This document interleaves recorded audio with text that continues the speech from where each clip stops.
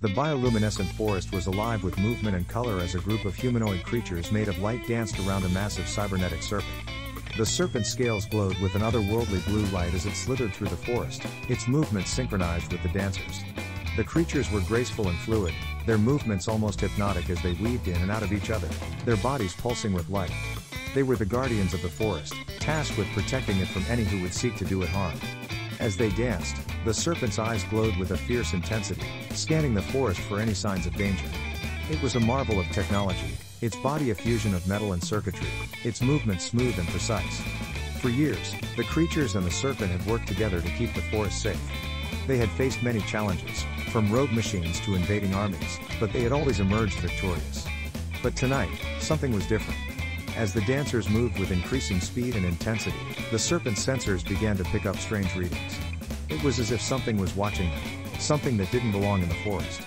The serpent's head snapped around, its eyes scanning the darkness.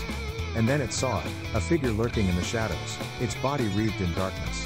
The serpent sprang into action, its body coiling around the figure as it tried to escape. But the figure was fast, and it slipped through the serpent's grasp, darting into the forest. The dancers were quick to react, their bodies moving in perfect unison as they chased after the intruder. They knew that they had to stop it before it could do any harm. As they ran deeper into the forest, the figure darted in and out of the shadows, always staying just out of reach.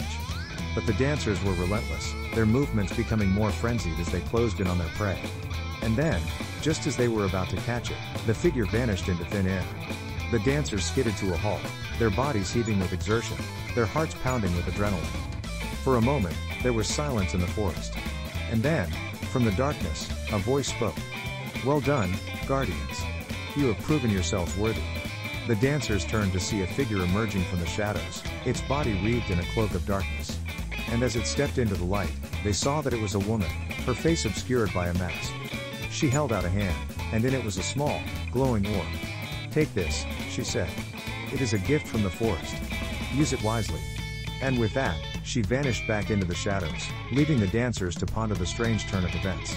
As they made their way back to the serpent, they could feel the weight of the orb in their hands, its light pulsing with a mysterious energy. And as they looked up at the cybernetic serpent, they knew that their work was far from over. For there were always dangers lurking in the shadows, waiting to strike. But with their courage and determination, and the power of the forest behind them, they knew that they could face anything that came their way.